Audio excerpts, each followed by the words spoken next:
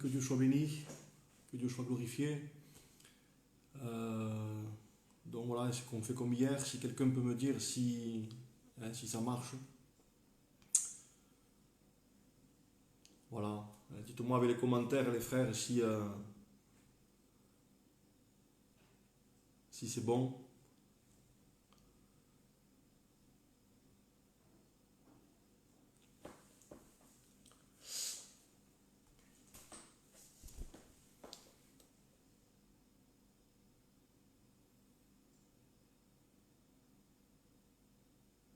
Voilà.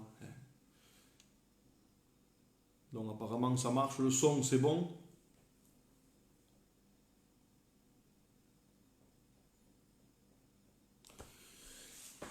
On va attendre un peu. Donc je vais prier le Seigneur en attendant. Seigneur, nous voulons t'adorer Jésus, nous voulons t'exalter, nous voulons te remercier pour les moments que nous passons. Seigneur, autour de ta parole, autour de ce livre merveilleux. Seigneur, nous avons tellement besoin dans ces temps de la fin. Seigneur, que tu viennes inspirer nos cœurs d'une parole qui vient d'en haut. Seigneur, je te prie pour qu'il y ait, Seigneur, encore dans les moments de partage, qu'il y ait ton onction. Seigneur, qu'il y ait ta présence. Seigneur, qu'il y ait, Seigneur, cette action de l'Esprit. Seigneur, que ton nom soit glorifié, que ton nom soit béni. Seigneur, permets dans ces temps que nous puissions trouver le chemin de la prière, le chemin de la consécration.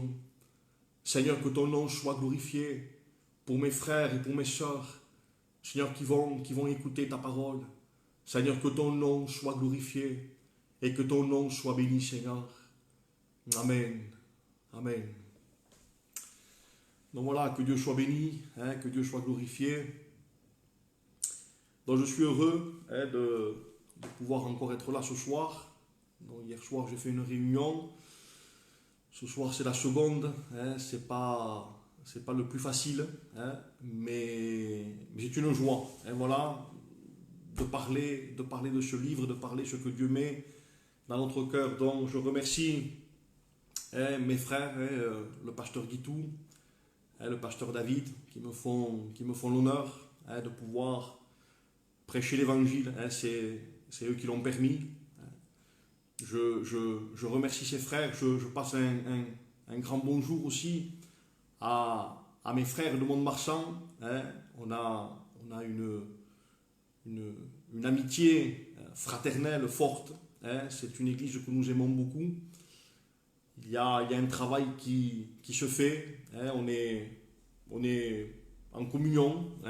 Souvent, des fois, on s'appelle avec les frères. Et c'est une joie que Dieu soit béni. Donc voilà, les frères, il y a quelque temps, avant le confinement, déjà je parlais à l'église d'un sujet que j'ai traité souvent des fois. Un sujet qui me plaît, c'est un sujet qui parle des temps de la fin. C'est un sujet qui touche, malheureusement, par rapport au temps qu'on vit. Et je disais aux frères, je vais essayer de pas être trop long ce soir, parce qu'hier je me suis aperçu que voilà, j'avais prêché un peu trop long, et il faut essayer de prêcher court, avec la grâce de Dieu. Donc je ne vais pas être long, je vais essayer de rentrer dans le vif du sujet, comme on dit. Mais il y a une exhortation, je disais à mes frères de Perpignan, je disais, il y a une exhortation dans les Écritures pour l'Église. Donc je précise bien, pour l'Église. Je le dis d'entrée parce que certains pourraient me dire avec les textes que je vais prendre, frère, c'est pour le païen. Non, c'est pour l'Église. Il y a une exhortation dans les Écritures, il y a une exhortation dans les messages des apôtres, dans plusieurs livres des Écritures, on va le lire, mais il y a une exhortation à l'Église des temps de la fin, et cette exhortation, c'est « Église, sois sobre ». Alors, il dit, frère, C'est quoi la sobriété? On va le voir après. C'est le contraire de quelqu'un qui est ivre. C'est le contraire de quelqu'un qui est en état d'ébriété. Je vais employer un mot qui est humain, qui est de la terre, mais c'est le contraire de quelqu'un qui est sous. Donc, il y a une exhortation, hein, je vais le lire, il y a 3 textes. Il y a une exhortation à une église qui va se trouver dans les temps de la fin. Nous sommes dans les temps de la fin. Et il y a une exhortation à l'église, sois sobre. Alors je prends les textes, les frères, hein, pour vous prouver que c'est écrit dans la Bible. 1 Thessaloniciens 5, verset 6, il est écrit « Veillons, soyons sobres ». 1 Pierre 4, 7 va dire, hein, un texte qui est merveilleux, « La fin de toute chose est proche. Soyez donc sages et sobres pour vous rendre à la prière. » 1 Pierre 5, 8.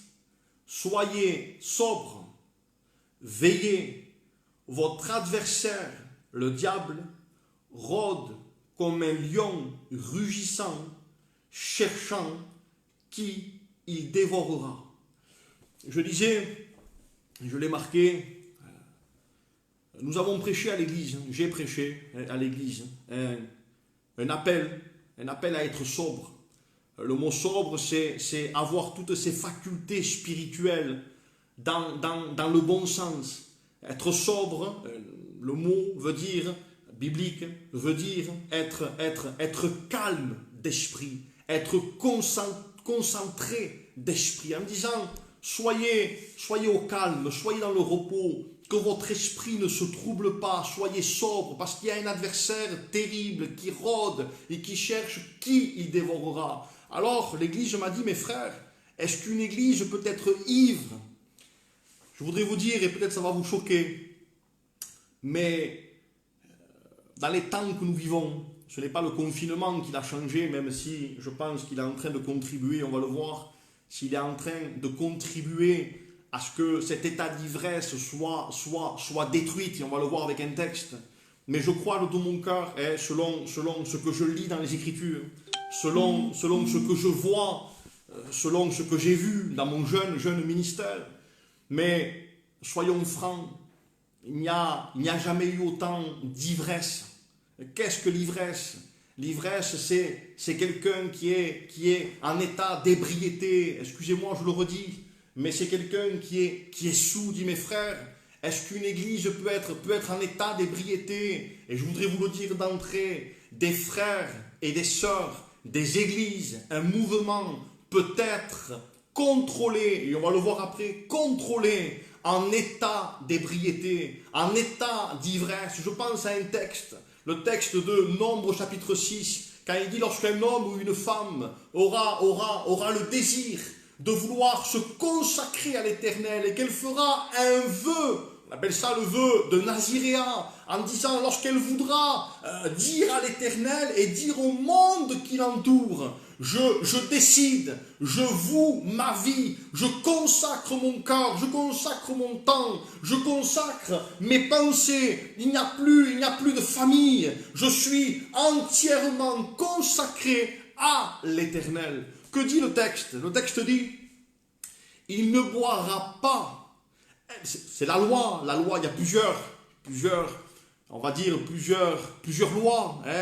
J'en mentionne que la première, mais la première, et lisez-le, Nombre chapitre 6, il est écrit quoi? Il est écrit le Naziréa, pour qu'il puisse continuer à être consacré, il ne devra pas boire de vin, de liqueur enivrante, de boisson enivrante, en disant, dès que l'ivresse va toucher sa vie, le vœu de Naziréa, c'est-à-dire le consacré à l'Éternel, ne pourra plus être consacré aux yeux de Dieu. Ça veut dire le temps de son Naziréa est détruit, il s'arrête. Pourquoi dire ça? Parce qu'il y a, je ne veux pas rentrer dans les détails, mais il y a un vin qui est prophétisé dans les Écritures. Apocalypse 14, Apocalypse 16, je ne dis pas Apocalypse pour dire je connais l'Apocalypse, c'est pas ça. mais juste pour vous dire qu'il y a un vin qui est prophétisé dans la Bible, un vin qu'on appelle le vin de Babylone, un vin de confusion, un vin de mélange, un vin, excusez-moi du mot, mais je m'adresse à l'église, un vin de prostitution. Le mot, excusez-moi du mot, mais le mot prostitution dans la Bible, c'est pareil que l'idolâtrie. Donc c'est un vin d'idolâtrie, dis mes frères. Que vient faire ce vin de Babylone? Il vient s'abattre sur la terre. Il vient enivrer toute la terre. Un vin de débauche. Un vin, excusez-moi du mot, mais c'est des mots qui sont écrits dans la Bible. Un vin d'impudicité. Un vin, c'est un mot, mais c'est un vin qui pousse les hommes, excusez-moi du mot, au libertinage. C'est un mot qui veut dire qu'il y a une soif à l'intérieur, une soif de liberté, une soif, excusez-moi du mot, de ne plus rester fidèle. C'est un état d'esprit, un esprit d'impiété, un esprit d'iniquité, un esprit qui empêche l'homme de pouvoir se prosterner devant Dieu. C'est un vin, une coupe enivrante prophétisée dans les Écritures qui s'abat sur le monde. Mes frères, nous ne sommes pas le monde. Je voudrais vous dire, et les pasteurs seront d'accord avec moi, le monde est une chose, mais ces dernières années, le monde est rentré chez nous. Le monde est rentré dans nos prédications, le monde est rentré dans nos cantiques, le monde est rentré dans l'intérieur de nos églises, elle est montée sur l'estrade, le monde a commencé à pénétrer notre état d'esprit. Tu dis, mes frères, est-ce que l'église est ivre? Je pense de tout mon cœur. C'est ma pensée, qu'elle ne soit pas partagée par tout le monde. Je n'ai pas, et je l'ai marqué, je n'ai pas la suprématie de la pensée de Dieu. Ça veut dire que je ne suis pas le seul ministère.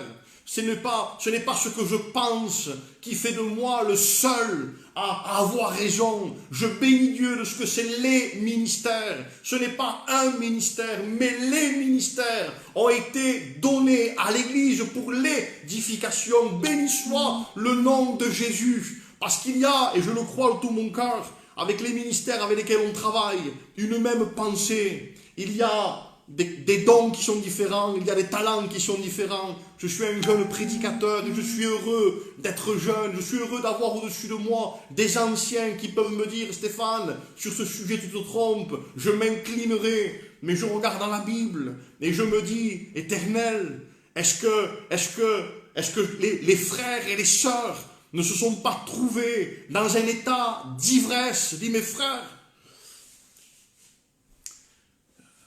est-ce que cela est biblique? Je voudrais vous dire, étudiez la Bible, plongez vos regards, soyez vrais avec vous-même. J'essaye au maximum d'être vrai avec moi-même et je me dis, Éternel, qu'est-ce qui s'est passé ces dernières années pour que tu puisses encore prophétiser dans la Bible sur les temps que nous sommes en train de vivre? Que fait, et j'ai marqué quelques points, que fait ce vin de Babylone? Il amène de la confusion, il amène du désordre, il amène du mélange, il réveille, je vous l'ai dit mais je le redis, il réveille les passions de la chair, il réveille tous les désirs du vieil homme. Que fait ce vin? Il réveille un esprit de débauche, je le redis, une soif de liberté. Je voudrais ouvrir une parenthèse. Cette soif de liberté, je l'ai vue augmenter. Moi, je suis pasteur d'église avec mon père, pour ceux qui le savent. J'ai remarqué ces dernières années qu'il n'y a jamais eu autant de soif de liberté. C'est un symptôme de quelqu'un qui est touché par le vin des temps de la fin. C'est qu'il y a une soif de liberté. Quelle est cette soif de liberté? C'est que dans cette liberté, on ne peut plus interdire une personne d'aller. On ne peut plus interdire une personne de faire. Dans cette soif de liberté, ils sont capables de se révolter contre l'autorité de la Bible, contre l'autorité des pasteurs, contre l'autorité, la hiérarchie d'une église, qu'ils soient jeunes, qu'ils soient anciens. Il y a la Bible le dit, un esprit dans les temps de la fin, un esprit de vagabondage. C'est-à-dire que les gens ne pourront pas rester 10 ans, 15 ans, 30 ans dans une église. Il y a comme une démangeaison à l'intérieur en disant je ne peux pas rester. C'est quoi ce symptôme? C'est un esprit de liberté, un esprit qui ne peut plus se soumettre à l'autorité pastorale, à l'autorité des pasteurs. Eh bien ça, c'est le vin de Babylone prophétisé dans les temps de la fin. Ce vin de Babylone conduit l'Église dans une ivresse de pouvoir. Dis mes frères, de pouvoir c'est quoi? C'est une course au titre. C'est une course à être, je disais aux frères dernièrement, je n'ai jamais vu.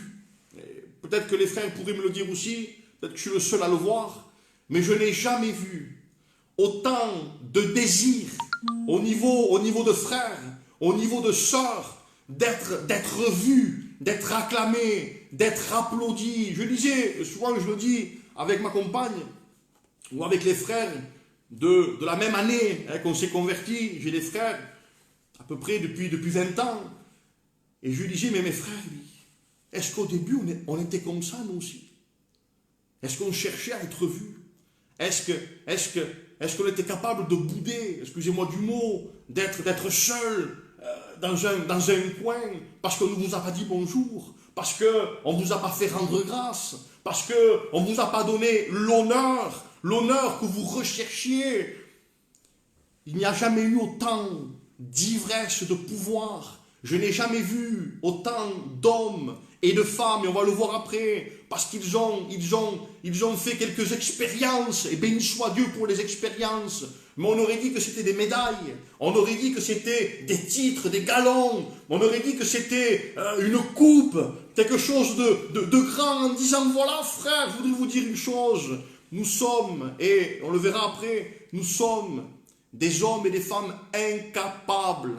Si ce n'est pas la grâce de Dieu qui nous maintient, si ce n'est pas l'Esprit du Seigneur qui nous accompagne du matin au soir, nous sommes des hommes et des femmes qui sont, j'ai envie de dire, presque fragiles, vulnérables. Ce n'est pas, et je le dis, ce n'est pas, et on va le voir, ce n'est pas ce n'est pas les heures de prière.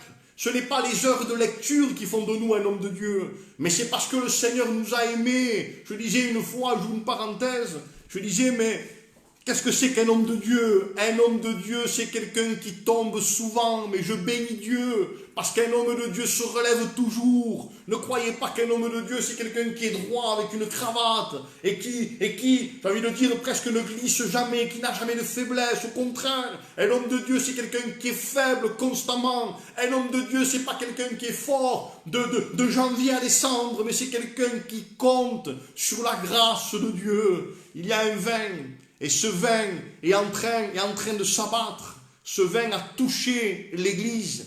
Ce vin a touché, excusez-moi, ce vin a touché nos ministères. Ce vin a touché nos chorales. Je disais dernièrement, nous avons fait des festivals de chorales. Nous avons fait des festivals de chants. Il ne manquerait plus que nous fassions des concerts, mais nous sommes à 2 doigts de rentrer parce que le monde est rentré. Il y a une ivresse qui est rentrée.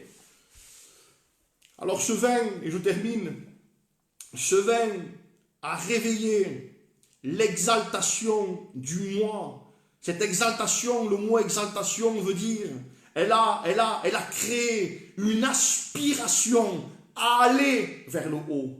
Je disais à des jeunes qui sont en train de se convertir, et s'ils écoutent, voilà, ils se reconnaîtront. Mais je disais à un jeune qui est en train de se convertir et qu'on baptisera avec la grâce de Dieu, il me disait, ce confinement m'a appris à vivre près de la parole.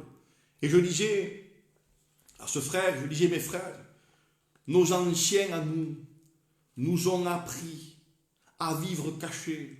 Dès qu'il y en a un qui voulait témoigner, on ne le faisait pas témoigner. Quand quelqu'un voulait gravir les échelons, on le mettait derrière. Dis mes frères, c'est une école qui est dure, mais c'est une école qui nous a brisés. C'est une école qui nous a enseigné, non pas à être vus à l'extérieur, mais à vivre une vie chrétienne cachée à l'intérieur. Un jour, un homme a dit, la force d'un iceberg, les glaçons qui y a en Antarctique, la force d'un iceberg, ce n'est pas ce qui est au-dessus de l'eau, mais c'est ce qui est en dessous de l'eau. Il est beaucoup plus profond à l'intérieur de l'eau qu'à l'extérieur de l'eau. Un véritable chrétien, c'est pas quelqu'un, excusez-moi, ce n'est pas les heures qui sont à l'extérieur, mais ce sont les heures qui sont à l'intérieur. Je disais à mes frères, quand c'est que naît l'hypocrisie religieuse, quand c'est qu'elle naît l'esprit du pharisien, eh bien l'esprit du pharisien naît quand les heures que vous passez avec Dieu, devant Dieu, sont plus grandes à l'extérieur qu'à l'intérieur. Si vos heures sont beaucoup plus grandes à la réunion qu'à l'intérieur, vous êtes un futur pharisien. Vous êtes malheureusement saisi par une apparence religieuse. Ce qui est important, c'est ce que lui voit de nous. Ce qui est important, c'est lorsque nous sommes à ses pieds, lorsque nous sommes en contact avec lui, et on va le voir, que Dieu soit glorifié, que Dieu soit béni. Je vais marquer, ça va faire rire, mais Macron, le président, béni soit Dieu, Macron a eu plus d'autorité, lui, que toutes nos prédications. Quand on a dit, et lorsqu'on a prêché à l'église, Église, enferme-toi avec Jésus, reste chez toi, ne bouge pas, rentre dans ta chambre, lis, prie, cherche le Seigneur. Les gens nous traitaient de fanatiques. Les gens disaient, mes frères, c'est parce que vous commencez à être vieux, mais il y a des choses à faire, il y a une activité à faire. Frère, on ne peut pas rester constamment enfermé. Voilà, il est venu un virus. Je ne m'étalerai pas s'il est de Dieu, c'est pas le sujet. Mais je voudrais dire qu'un virus est venu et l'autorité en France, un président qu'on appelle Macron, a dit à 60 millions de personnes, ils avaient des projets, ils avaient une activité, ils avaient un salaire, ils avaient, j'ai envie de dire presque une vie confortable. Un virus est venu, un virus qui est mortel.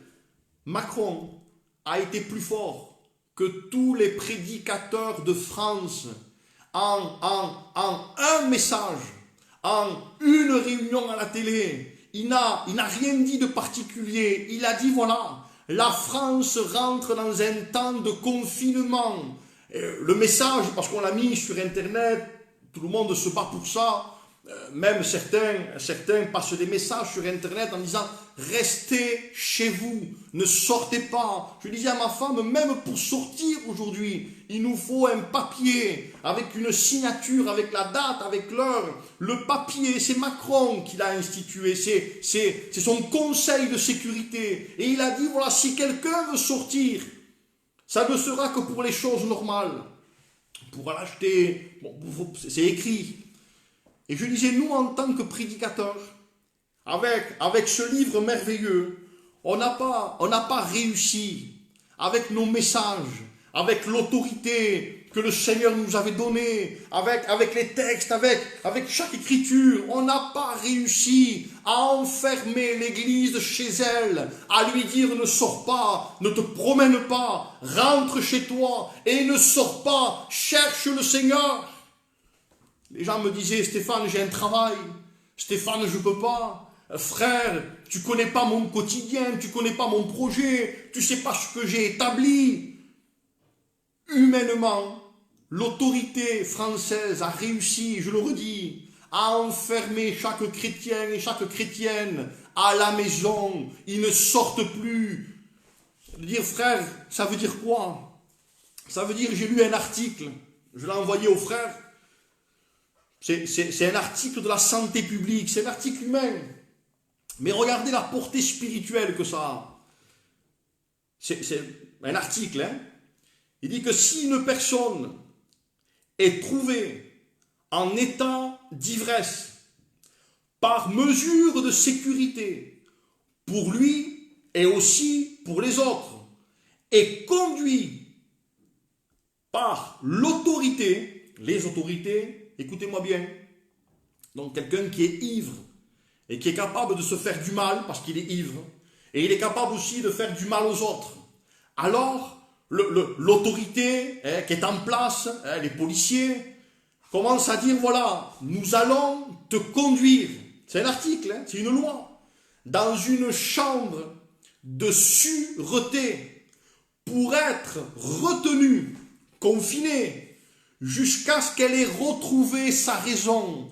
On appelle ça une cellule de dégrisement. Le mot dégrisement veut dire prendre quelqu'un qui est ivre, l'enfermer.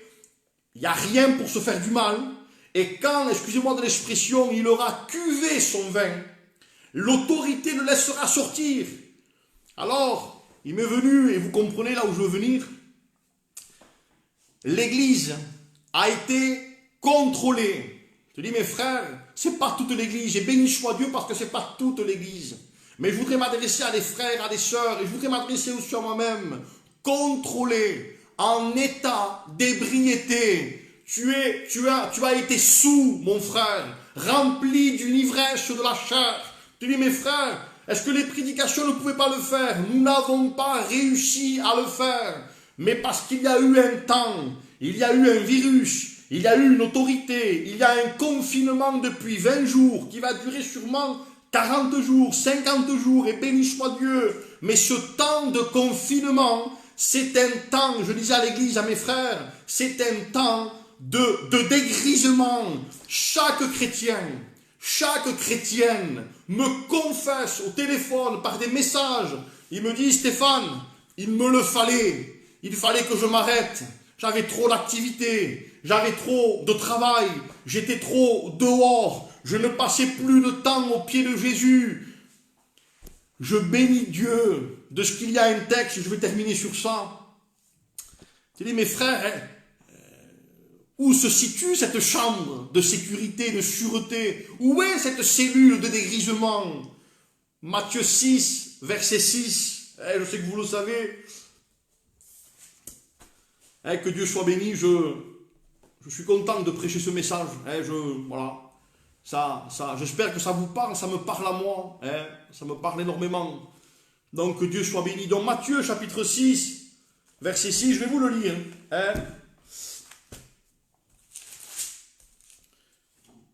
Béni soit Dieu, Matthieu 6, chapitre 6 à 8.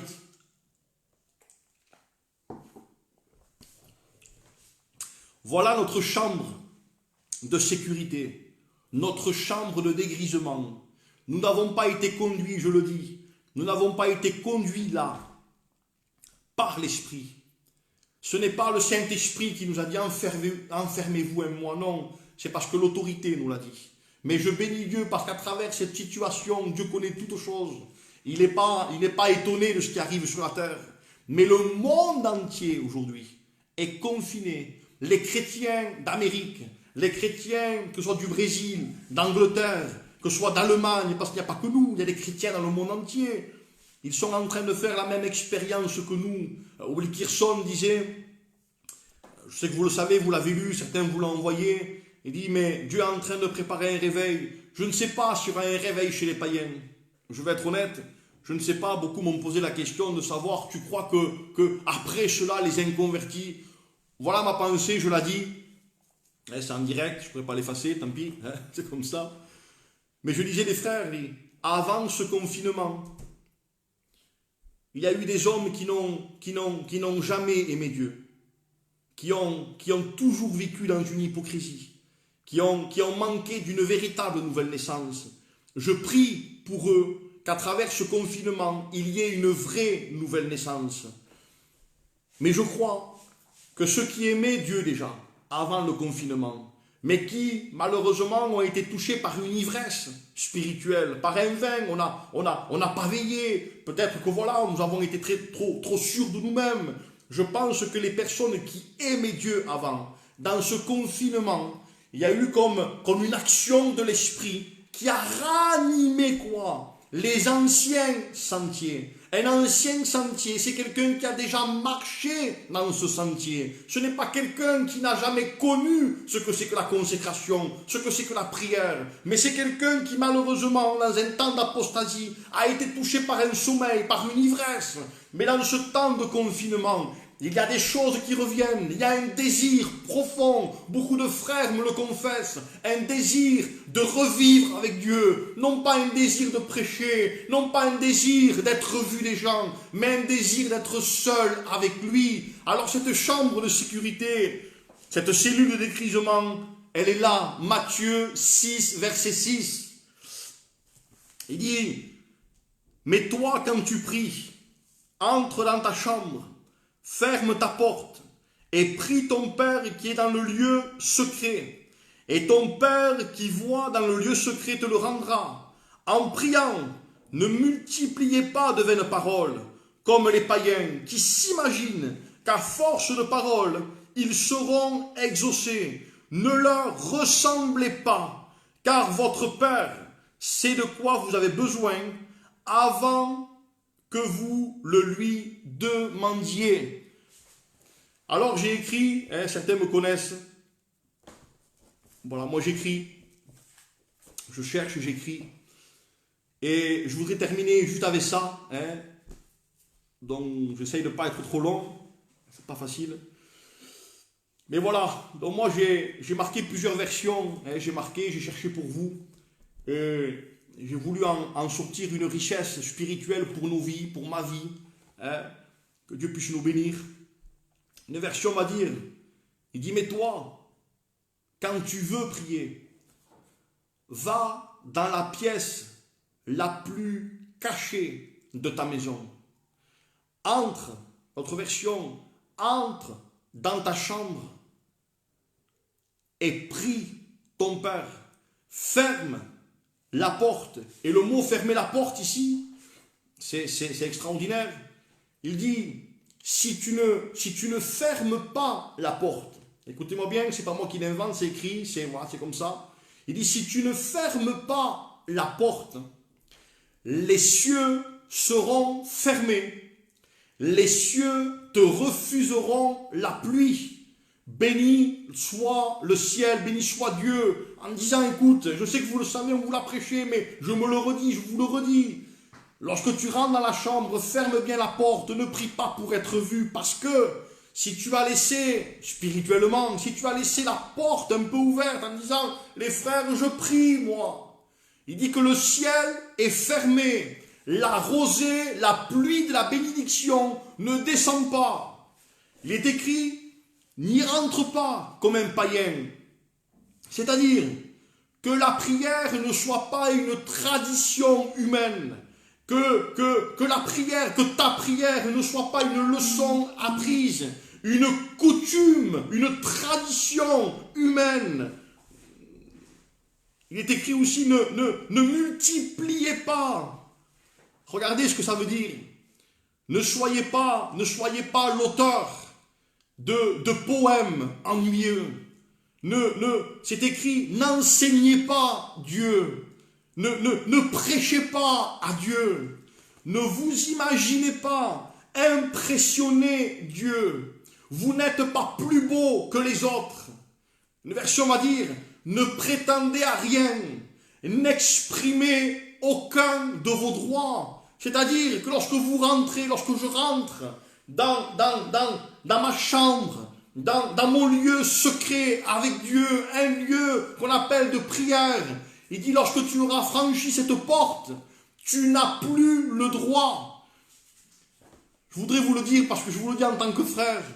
Lorsque nous rentrons dans la prière, on dirait qu'on exprime un droit en disant, Seigneur, tu dois le faire parce que c'est mon droit. La version va dire, et ce qui est écrit, c'est biblique, en disant, écoute mon frère, ma soeur, dans ce lieu, dans cette cellule de dégrisement, là, tu n'as pas le droit de rien.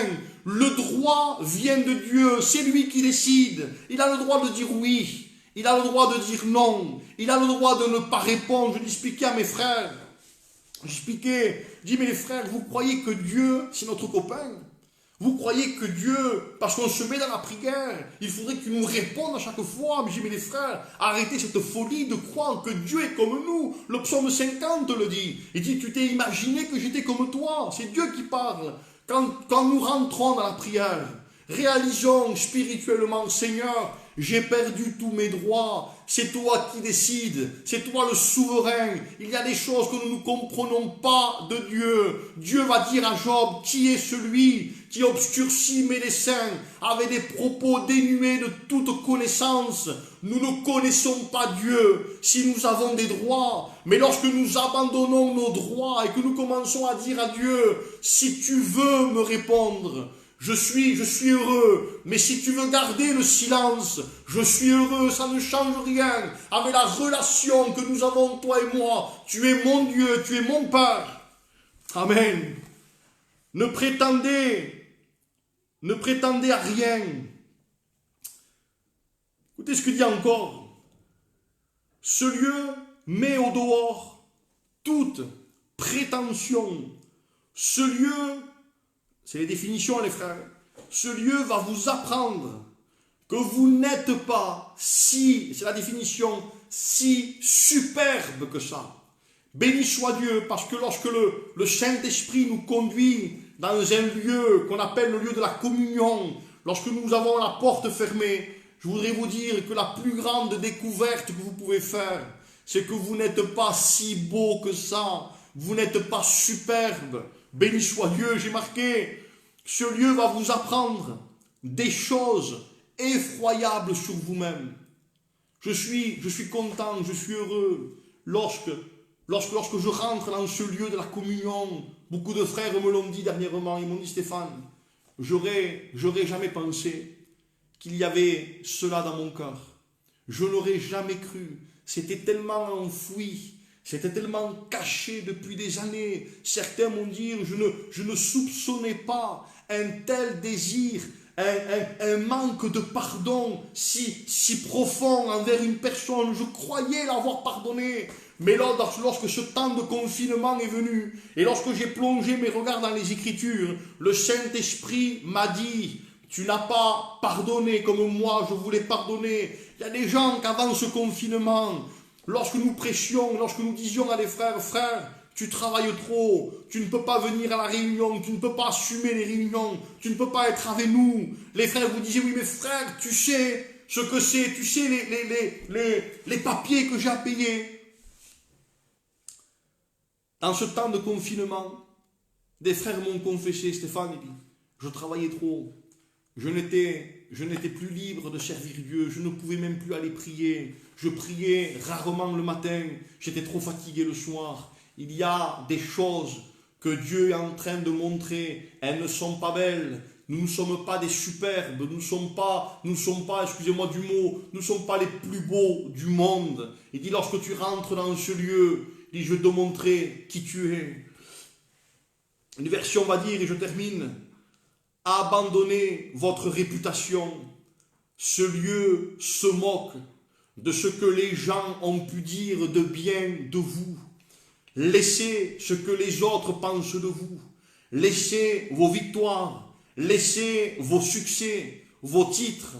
Laissez, excusez-moi pour les anciens, si les anciens écouteraient, mais laissez votre nom d'ancien. Je disais, on a des anciens à l'église, ils sont bénis de Dieu, et ils sont une référence pour nos vies, et croyez-moi que Dieu les garde, parce qu'on en a besoin. Mais je disais les frères, et j'avais réuni quelques anciens qui ont un nom, malheureusement que vous vouliez pas. Plus on avance avec le Seigneur, et plus notre nom devient, c'est malheureux ce que je dis, mais devient grand. Quand on rentre dans une église, on dit, tiens, c'est un tel, c'est tel frère, c'est telle sœur. Quand un ancien prie, qui a de l'onction, qui a des années avec Dieu, on commence à dire, frère, écoute-le prier.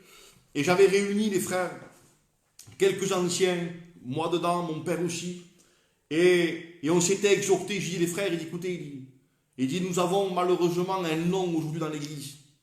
Que ce nom ne soit pas une pierre d'achoppement, pour que certains frères se sentent presque dans la honte, presque intimidés, en disant, mais oui, mais frère, tu sais, je ne peux pas aller reprendre ce frère. Pourquoi? Parce que c'est tel frère. Je lui dis, les frères, que notre nom ne soit pas une barrière pour que certains frères remplis de l'esprit, même beaucoup plus jeunes que nous, qu'ils puissent nous reprendre, qu'ils puissent nous dire, frère, ancien, je voudrais te dire quelque chose. Là, ce que tu as fait, ce n'est pas bien. Ce que tu as dit, ce n'était pas bien. Que Dieu fasse que notre nom ne soit pas un obstacle. Et je vais terminer, ça fait 3 fois que je le dis. Laissez vos années de baptême, laissez vos beaux sermons, car dans ce lieu, tout le monde est égaux. Et je termine sur ça. Une version va dire, ne soyez pas stupides, absurdes, ridicules. Comprenez, et c'est le mot qui m'a le plus béni, comprenez que ce n'est pas, et c'est écrit comme ça quand il dit, voilà, en priant ne multipliez pas de vaines paroles comme les païens qui s'imaginent qu'à force de paroles. Et une version va dire, ce n'est pas la force de vos mots qui compte ici. Ce n'est pas votre éloquence et ce n'est pas les textes que vous pouvez citer en disant, je voudrais recentrer, je termine sur ça, mais lorsque nous rentrons dans le lieu de la communion, lorsque nous rentrons dans cette chambre secrète, lorsque nous avons fermé la porte, nous croyons que la prière, c'est les mots. Et à un moment donné, Dieu va dire par rapport aux Écritures, ne crois pas que c'est la force des mots en disant la prière, c'est pas des mots. On dit, mes frères, on nous a jamais enseigné ça. Comprenez, je ne dis pas qu'il ne faut pas prier. Mais le Saint-Esprit est en train de dire, les frères, vous faites fausse route. Si vous croyez que la prière, c'est de prier 1 heure, d'agresser le ciel avec des mots qui nous dépassent. Non, il dit, écoute, il dit, ce n'est pas la force des mots ici qui compte. Alors c'est quoi? Il dit, voilà le secret de la chambre de la communion. Alors j'ai marqué, et c'est écrit, il dit la clé de la prière, en disant, voilà le succès de cette chambre. C'est que lorsque vous allez rentrer dans ce lieu, il vous attend quelqu'un. Et ce quelqu'un, c'est votre Père. Béni soit Dieu, c'est votre Père. En disant voilà, il dit, c'est pas ce que tu vas dire, parce qu'il est écrit à un moment donné. Il dit, avant que vous priez, de dire, avant que les mots sortent, il dit, je savais, parce que je suis votre Père, je savais de ce quoi vous avez besoin. Ce n'est pas besoin de le formuler. Il y a une qualité chez Dieu. Il est Père. Ce n'est pas simplement qu'un Dieu. Il est Père. Un pasteur disait, avec le cœur d'une mère, il nous comprend, il nous connaît. Ce n'est pas, je dis souvent aux frères, ne rentrez pas comme des guerriers dans la prière. Rentrez comme des fils. Rentrez comme des nourrissons. À un moment donné, c'est Romain qui le dit. Il va dire que nous avons reçu un esprit d'adoption. Un esprit, non pas un esprit de servitude, mais un esprit d'adoption qui crie « Abba, Père ». À un moment donné, Jésus, qui est à Gethsemane, dans la version de Marc, lorsqu'il est en train de prier son Père, il n'a pas à force de prier. Il commence à dire « Abba ». La version a été inscrite comme ça. Abba, Père. Et nous savons aujourd'hui que le mot Abba, c'est comme si un enfant, que c'est écrit comme ça, comme si un enfant, un nourrisson, il ne sait pas parler encore, il n'a pas appris les mots, mais les premiers mots qu'il dit, on appelle ça les balbutiements d'un nourrisson. Ça veut dire qu'il commence, nous on dit, ça y est, il parle. Qu'est-ce qu'il a dit? Il a dit pas. Rien qu'en disant ça, pas. On appelle ça, c'est humain, un balbutiement en disant, mais il parle pas ton fils. Il n'a rien dit, non, il parle. Et le papa dit, non, il a parlé. Qu'est-ce qu'il a dit? Il a dit pas. Et quand on rentre dans la prière, ne parlez pas comme des adultes. Parlez comme des enfants, comme des nourrissons. On ne sait pas prier. Ne croyez pas que nous savons prier. Restez dans le silence. Une version va dire, dès que tu auras mis, c'est une version, dès que tu auras mis la main à la poignée de la porte de ta chambre, il dit que Dieu, déjà, sondait ton cœur et faisait ressortir tout le besoin. Il a préparé, croyez-moi les frères. Moi j'ai prié, je termine, j'ai prié, je voulais des choses. Je croyais que c'était bien pour moi. Je dis Seigneur, je voudrais ça. Il me manque ça dans ma vie spirituelle. J'ai compris que j'étais en train de demander un serpent. Je dis mes frères, je ne peux pas. Dans la prière, il dit mais Dieu connaît tout. Des fois j'ai demandé des choses. C'était un serpent, j'ai cru que c'était un poisson moi. Donne-moi ce poisson. Et Dieu dit si je te le donne, je te donne un serpent. Je te donne un couteau entre tes mains, ça va te faire mal. Je voudrais vous dire que Dieu connaît tout. Dieu sait tout. Et il sait au moment donné où c'est qu'il faut qu'il réponde. Les silences de Dieu, croyez-moi que j'en ai connu, les frères en ont connu. Mais je réalise de plus en plus que Dieu est notre Père. Que Dieu soit glorifié et que Dieu soit béni. Ah, je me suis réjoui de vous prêcher, de vous parler de ce texte. J'espère que cela vous a béni, les frères. Donc, je vais prier le Seigneur. Nous allons terminer. Que Dieu soit béni. T'adorons, Seigneur, et nous te bénissons, oh Dieu. Nous voulons te rendre grâce, Seigneur, encore pour ces temps de confinement. Et je te prie de tout mon cœur, Seigneur, pour que ce message, Seigneur, cette parole qui vient du ciel, Seigneur, fasse du bien à mes frères et à mes sœurs. Je t'en rends grâce, oh Dieu, de ce que ce n'est pas avec supériorité que nous voulons prêcher, mais avec beaucoup d'humilité. Que ton nom soit béni, Seigneur, et que ton nom soit glorifié. À toi, toute la gloire, Seigneur. Amen.